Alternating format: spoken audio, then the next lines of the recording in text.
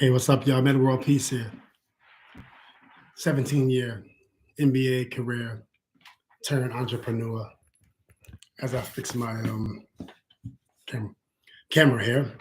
So good to be here. Man, I had a great career, super exciting, definitely grateful. And I was fortunate enough, pardon my wrinkles in my hat, but I had it for a long time and I like wearing it. But I was fortunate enough to have a long NBA career. I was fortunate enough to have the option and opportunity to go back to school after retirement. And that's something that I think is so cool. Um, as we know, there are lots of times as I close my door here.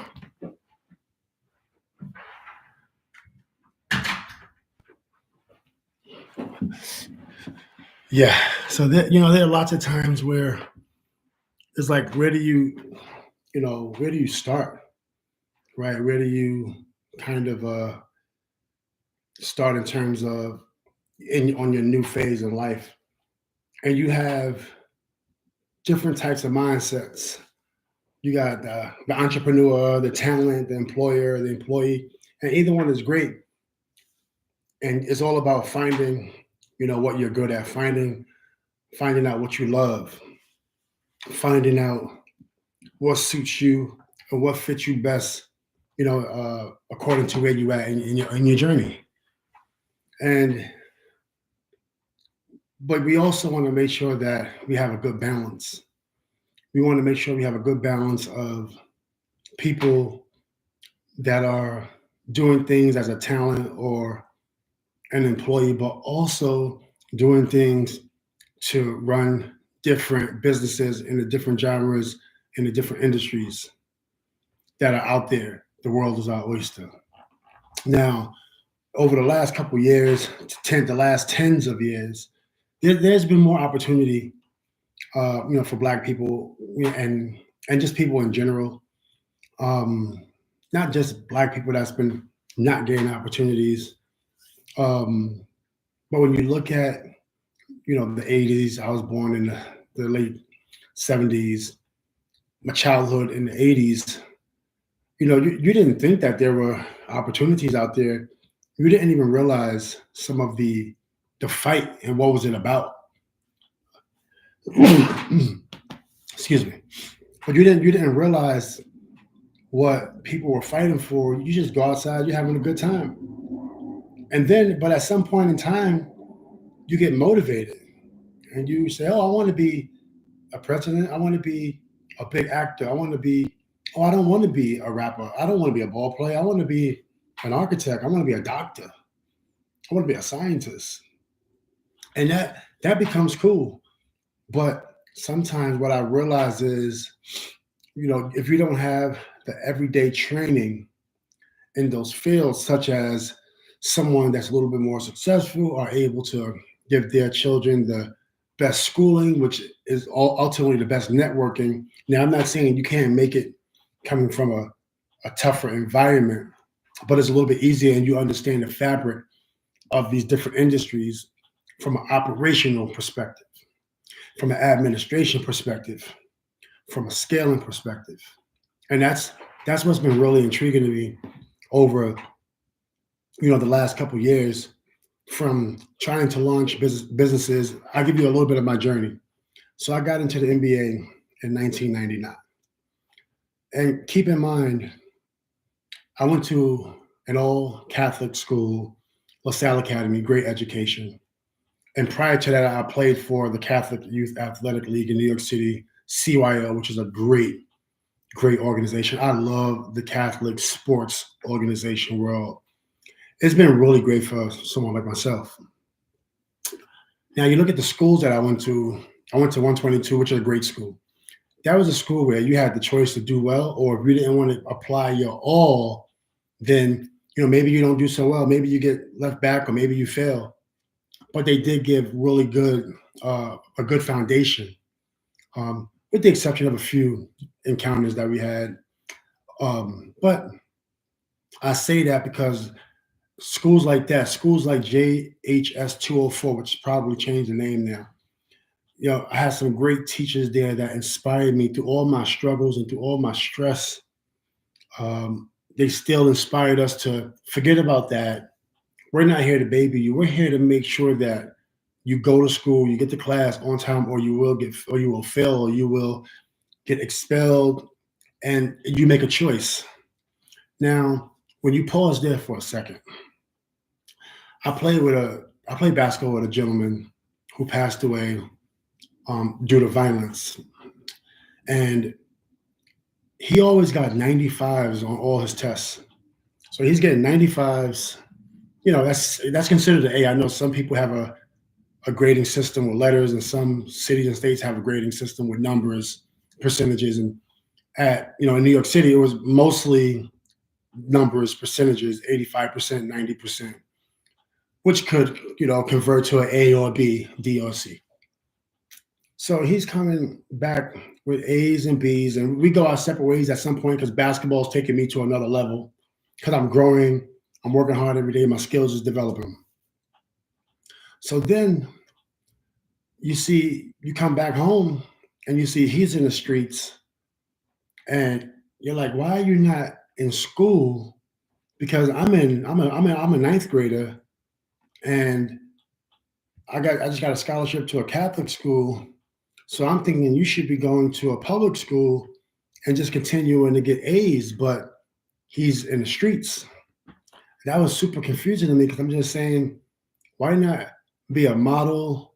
Could you look good? Why not be, an entertainer or a basketball player, pursue basketball, or even just do well in school and become like a math teacher or something? That's how I was thinking about it. Now, when you fast forward to 2000, I think it was 2000, maybe nine or something like that, maybe 2007, he passes away in street activity.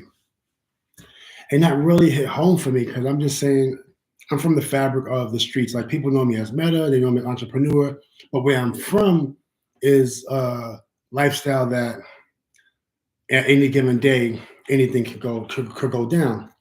It was really hard to make it out. So in my mind, I'm just saying, how can we help people that grow up parentless, fatherless, become entrepreneurs? Right. So we're also in a situation where there are a lot of people that have connections and say they're black or white, doesn't really matter, where they might not want to introduce someone who is going through a lot, someone that is depressed, someone that's going through this mental blockage. Anytime you see someone upset, not really knowing their place in this beautiful world, um, it is hard to get through to them, but you can because we're all human. We all make mistakes and we all go through evolutions.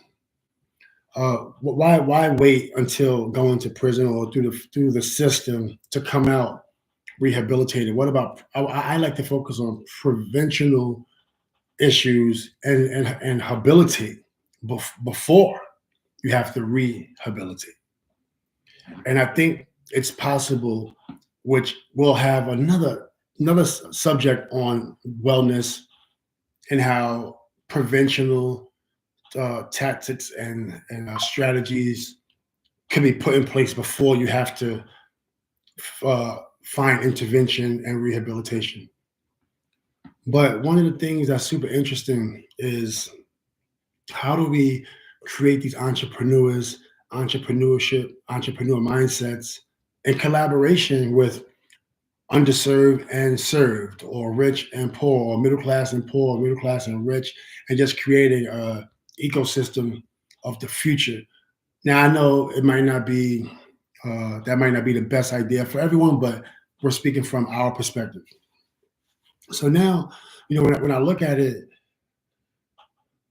you're one opportunity away from making it, or you're one opportunity away from not making it. Maybe you didn't make the right phone call. How can we create an ecosystem where people are given the opportunity to become entrepreneurs?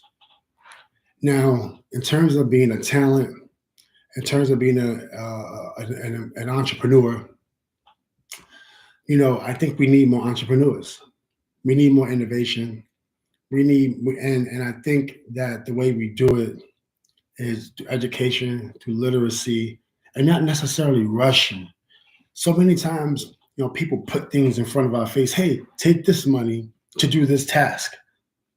But if you wait a little bit, you can own the space.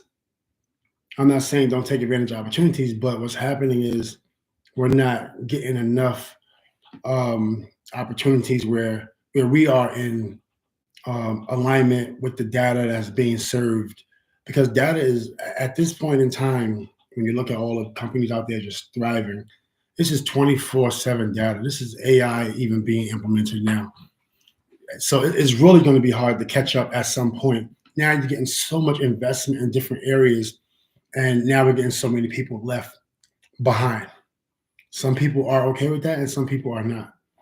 So when you look at my career from 1999, wanting to launch my own shoe company, that not necessarily getting the support that I wanted, because I didn't have anybody around me that was saying, okay, yeah, let's do a business plan. Let's do that. Right. I didn't have anybody around me that was supportive of that concept. So here you have it, a potential architect major going into St. John's University, but I don't have anybody as sophisticated or has a sophisticated mind as architecture or building around me. So it's not a mix. So we're not like-minded. So it's very important that you get around like-minded people. It doesn't necessarily mean they have to be rich.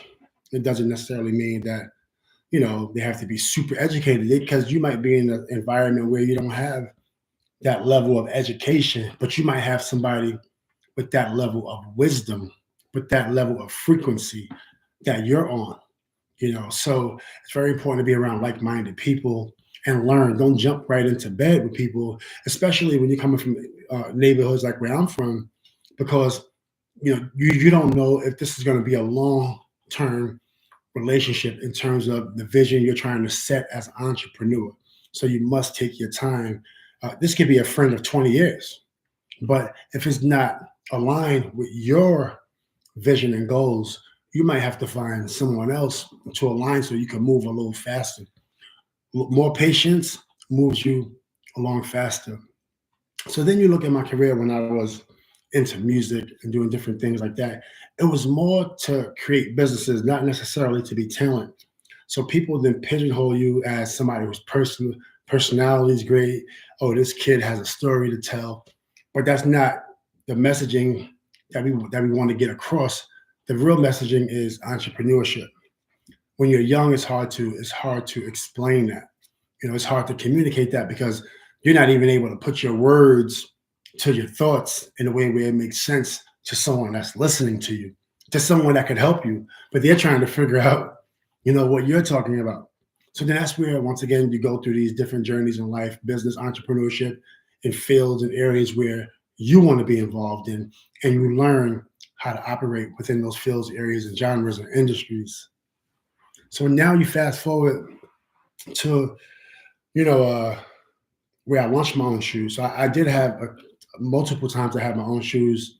I had an LA Gear deal that was a signature shoe. I had a K1X deal that was a signature shoe. I then later turned down a bigger deal that my brother Kobe Bryant brought to me. I turned down a deal that he brought to me to take $75,000 from an Army veteran because I had a chance to really get involved and launch my own shoe. When that didn't go so well, I then worked with the manufacturer and was able to not push out, but just remove the middleman. And because I had a vision, I was already on all the shows being creative, but I wasn't able to necessarily follow through with the actual execution of launching a shoe company, of launching, uh, your own shoe company. So then that's where I said I need more patience. That's where I said I need to figure out how to market companies through digital marketing, through sales, because you got to keep in mind, basketball, school, I had more of that street side, but also that nerd side, not as much as a creative direction side. So most of the stuff that people liked about me or was curious about, I wasn't able to make that connection with the brand and then create that story where it just all made sense and put it behind the brand. So that's why I said I need to figure out, this digital marketing side. And also, that's why I went back to Concordia. I went to Concordia Irvine to figure out business analytics to launch a real company. So at some point in time, I had to say, okay, I'm no longer going to focus on being a talent. I'm going to focus on being administration, which is really different than what I've been doing in the past. Because in the past, it was all talent stuff, television stuff, and doing things like that. Um, where now it's more like administration, back end stuff, which that excites me just as much, even more than the talent side. So in 2014, I was attempting to create my first publication, also my CRM that was two separate products, and then also a brand. Now, if you have no business background, you never want to launch three companies at the same time. You want to really focus. You do want to focus. People have said that, but when you're so creative and you're pretty much essentially listening to yourself, it's hard to. I mean, that's easier said than done. So what I've done was when I retired, I said, okay, I'm going to take a pause. I'm going to figure out what I want to do. I developed a lot of assets. I developed a lot of experience where if I just go to school and learn the fundamentals of marketing and different and running a business, I could apply it to what's in my passion. And then when I got out, I had all these options and opportunities and things that I loved. And how do you consolidate it and make it one? And that leads me to even the brand with the pandas friend that I have now. This brand we have that you see on my left shoulder and on my hat. The concept was this is 10 years old, or actually even longer. I think it's 2012 or 2014. But I sat on it because I said I just want to learn how to actually make this a real brand, right? And that's the type of patience that I think some people need. We do need some presence in these different areas. That's incredible.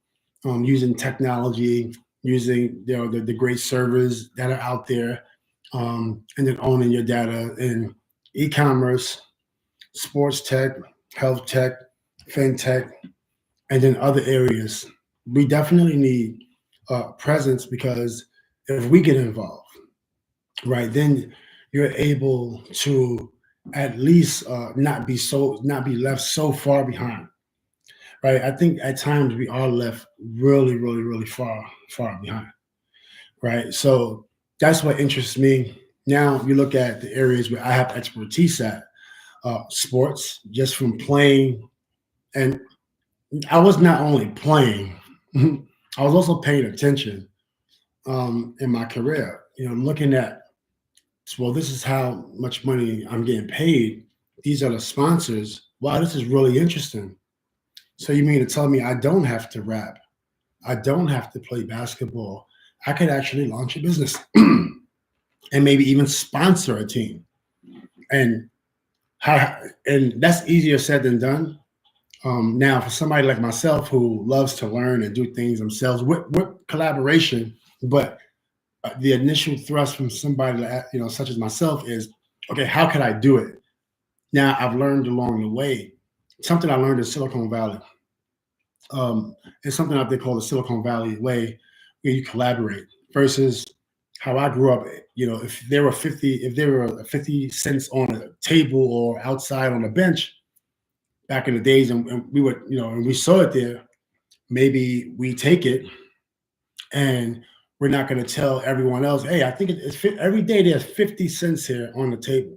We're going to say, they're going to say, hey, how are you getting all this money? Well, yeah, I'm just doing some things or whatever the case may be, versus saying, hey, every day is 50 cents here. If we all come here every day, all five of us, we could split that. That's 10 cents a day for each of us versus it being 50 cents a day only for me, right? So, and then imagine if you had a group of people that everybody's helping each other, now you could do more, right? And that wasn't a concept that I came into this professional world with, but it's a concept that we are implementing now. So, from that perspective, how do you work with others? How do you incentivize others? And how do you get involved in business and the areas that interest you and where you have expertise. Some places that interest you, where your passion lies, sometimes you have to go plan B, right? Because plan A might not be market fit. It just might not be the right time. For me, I'm super excited because at the times I was launching my podcast in 2012, when you go back on YouTube, or I launched a shoe brand, and when I was at the height of my notoriety, and but it wasn't necessarily converting. So now you look at all the stuff that I've been through trying to launch different businesses, then the actual businesses I actually launched with different entrepreneurs, and now you can add that expertise and knowledge, still being young, and create your own brand and a new brand. So nowadays, I'm not necessarily into. I mean, I love basketball. I love watching. I don't watch all the time, but I do love watching. I do love coaching. But I also love kind of learning about the industry that I'm in. So when you fast forward that, I'm able to say, okay, I'm gonna take these different aspects of what I learned and add it to my business, to some IP, or even create services out of the experiences that I've had over time. And so that goes to show me that my mindset is probably more of an entrepreneur. Now, not saying I can't work. I can work for anybody. I can work for a female. I can work for a male. I don't mind. That's not a big issue. I worked at Circuit City the same year I got drafted. Some people are saying you worked at Circuit City when you got drafted because you needed the money. But one, I was only 19. I got it was 999,000. I was a 16 fit. I remember the check because it wasn't a million.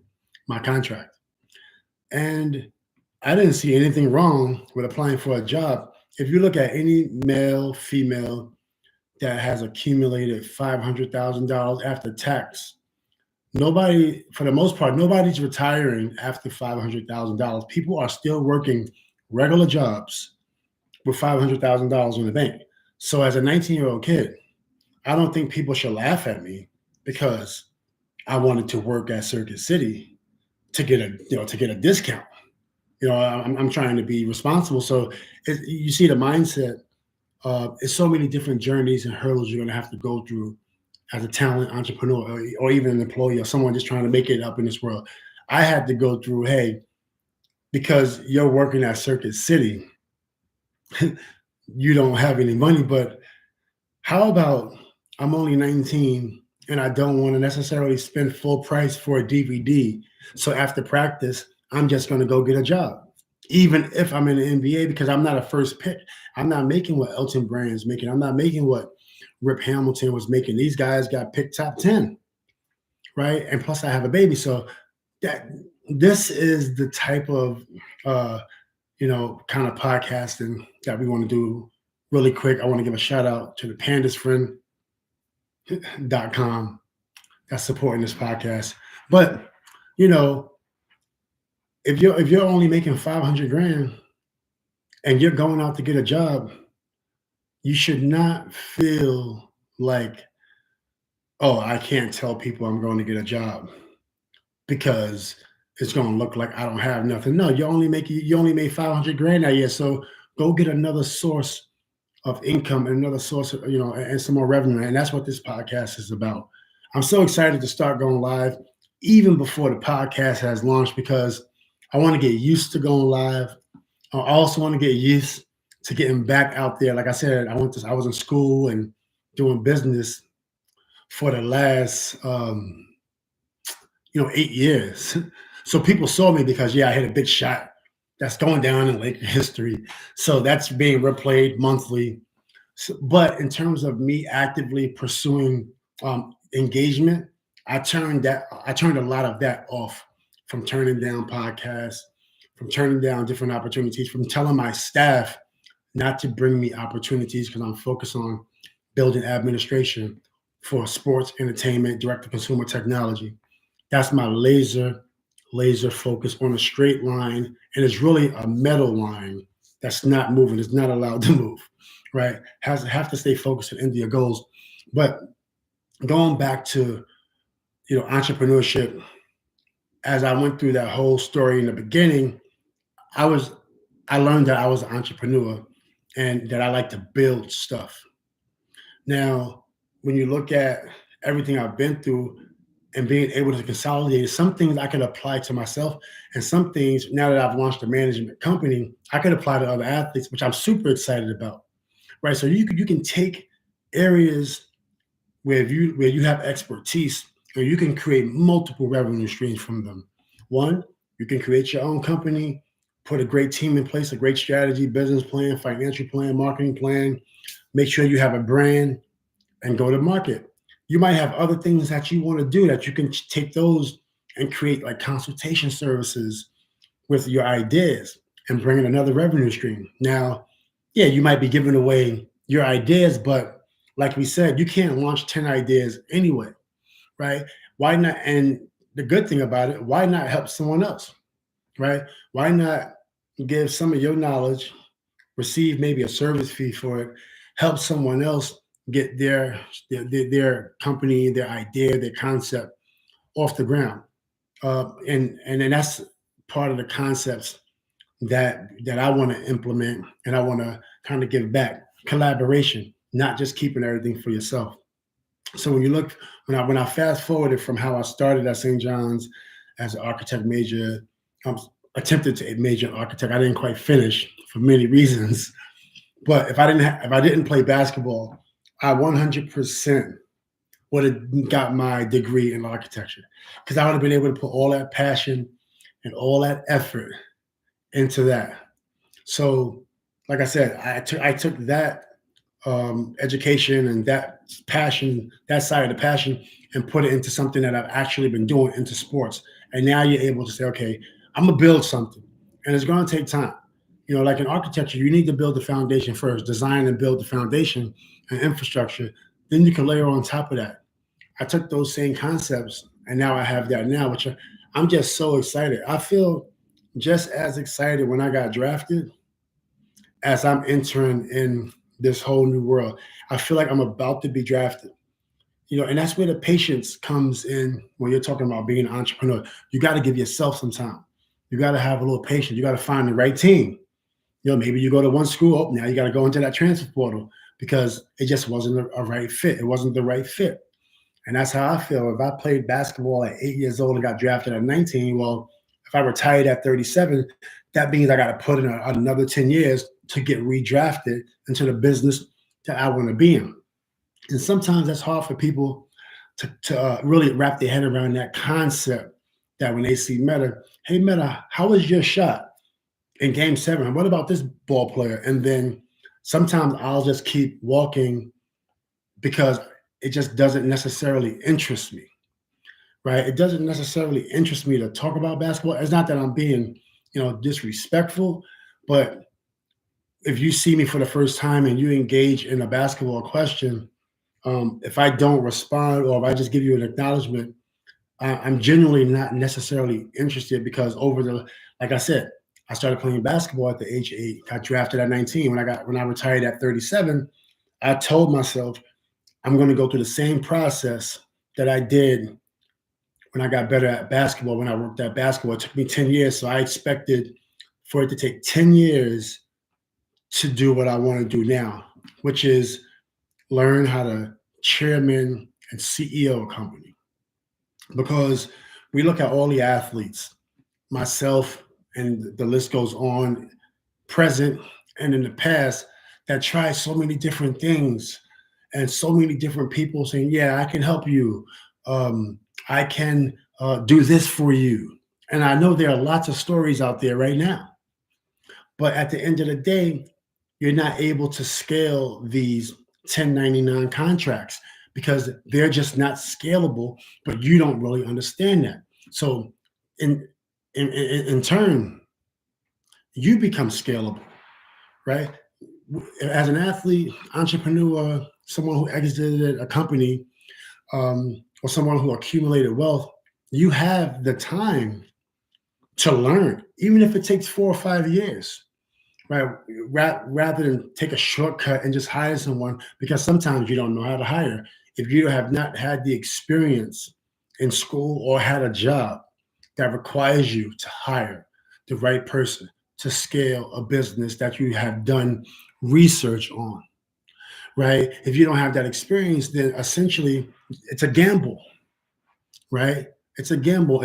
Now, yeah, you can get with the right agent, you can get with the right manager, but at what point in time do we learn on the front lines, right? At what point of time are you the first line of defense? And that's going to take time, right? And that's what I decided to do when I retired from basketball.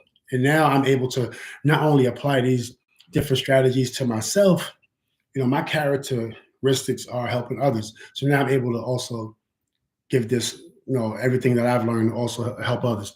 That's what the Panda's Friend is about.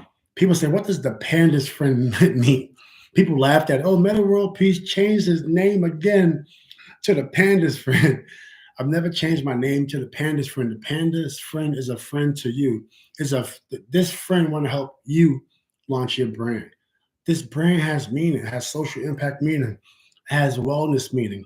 If you look at what we've done since 2010 until now, look at all the sports organizations and companies and corporations that are implementing wellness in the workplace.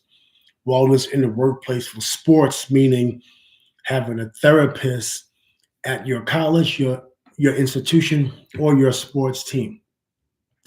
In the workplace is other things in the workplace, more of a non-sports workplace corporation organization. It has changed. And that's what this is about, right? Now, you can't really be successful if your mind is not right in sports or out of sports. What sense does it make selling a company for $1 billion, 500 million, and then committing suicide? What sense does that make? What sense does it make getting drafted to a professional sports team and then being stressed, right? What sense does that make? You're literally living to learn instead of learning to live or just living, right? And this is what goes over people's head because they look at me as someone that a super aggressive basketball player from the streets of New York City, right? And super defender. Hey, Metta, you're a great defender. I love your passion. I love all this stuff. And that's all they see. They don't see the need and the necessity for entrepreneurship.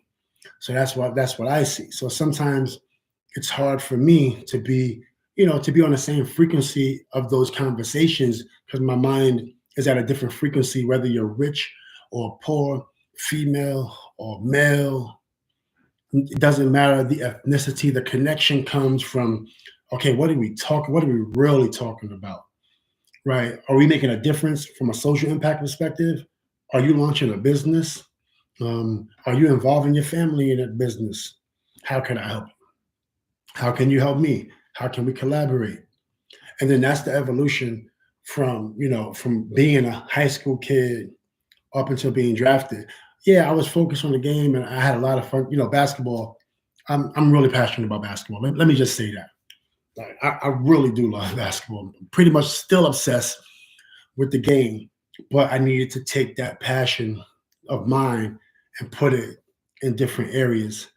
And learning about how to create sales and divisions and learning about how to build technology companies from the bottom and how to use technology, not just building technology for no reason, just using it. And the connection and collaboration with tech and actual human beings, actual human capital. How can you bring someone up and get the best out of them to launch or contribute to your business? In turn, is going to help them one day contribute to their own business. It's almost a paid entrepreneurship or non-paid entrepreneurship. But either way, you empower someone. And that's what, and that's kind of where my evolution has taken me. And this is the podcast I'm super excited about. It took me a long time I've launched podcasts. I had Metaphorically Speaking, which I still like that type of podcast we had where we had the drinks on the table. Thank you, Malik Yoba, for coming. Thank you for Lil Mag that came through, and a couple other guests that came through. Furtado Brothers came through our podcast. And as I was looking at it, I think the real lesson from that podcast that I would have wanted people to receive was, we are producing a podcast from scratch. But when I was doing it, people wanted to be a part of it, but they wanted to own it. And what I realized was, if I'm coming up with concepts, how could I own it? But traditionally, I'm used to, right? I'm used to receiving capital for my work, and it's been easy. So as I turn my channel, you got to actually create a business, generate revenue, and you need to fund yourself. That's a totally different concept, right? That concept needs time. That concept needs education. That concept needs collaboration and experience. So luckily, I was fortunate enough where I can take myself through my own entrepreneurship program. Because of the MBA, I'm grateful for the MBA and all the sponsors that was able to, help me and my family. Fortunate enough, I was able to go back to school and have a lot of time to learn. Even though I could have just got into coaching and got into TV, but for me that was too easy. you know, I need to be challenged, and I feel like, how can I finish what I tried to start with the Pandas Friend? How can I finish what I tried to start in 1999 when I tried to launch my own shoe company? How could I finish what I started when I was trying to do music and launch my own music label? And how could I just not try to do all of those things and take my time and just knock it down one at a time? First quarter, second quarter, third quarter, fourth quarter. You win game one. Well, you got to win 7 games. And after you finish that series, hey, you got 3 more series to win. And that's the type of patience that you need in business. So in parallel to that, you have to have multiple revenue streams. Because if you're an entrepreneur and the timing is not right for you, well, if you're caught up all in your entrepreneurship, you're at some point in time, you're going to need to put food in your mouth. If you don't have multiple revenue streams, some people working at bars as waiters, as whatever the case may be. If you're not bringing in multiple revenue streams to support your lifestyle, your living, your eating, and having the ability to eat well, at some point you're going to go fully into employee mode, because you put all your eggs in this one basket. So sometimes you have to move a little bit slower to get what you want. So you don't want to just say, okay, I'm strictly going to rap, strictly going to sing, strictly going to build this company. Make sure you have something else bringing in some income, a service. Maybe there's something that you do well where you can help someone else grow, but in turn, they're paying you because you help them or you service them, right? Maybe it's working for a company, maybe it's strictly working for yourself, but servicing others. But you definitely don't want to get caught out there where at some point in time, you're going to have to make a decision. Metta World Peace in the building. This has been a great episode in beta of Test Your Greatness, the podcast. I will be uploading this. I will start to go live a little bit more. When you see this, leave comments. What type of things and topics, subjects do you want us to cover? Like I said, this podcast is 80% things, not basketball. We'll be talking about a little bit of basketball. If I happen to ignore your basketball questions, don't take it personal. It's just that I'm not 100% interested at all times in basketball. Test your greatness. Make sure every day you test your greatness and never give up. Metta World Peace in the building. Until next time, we out.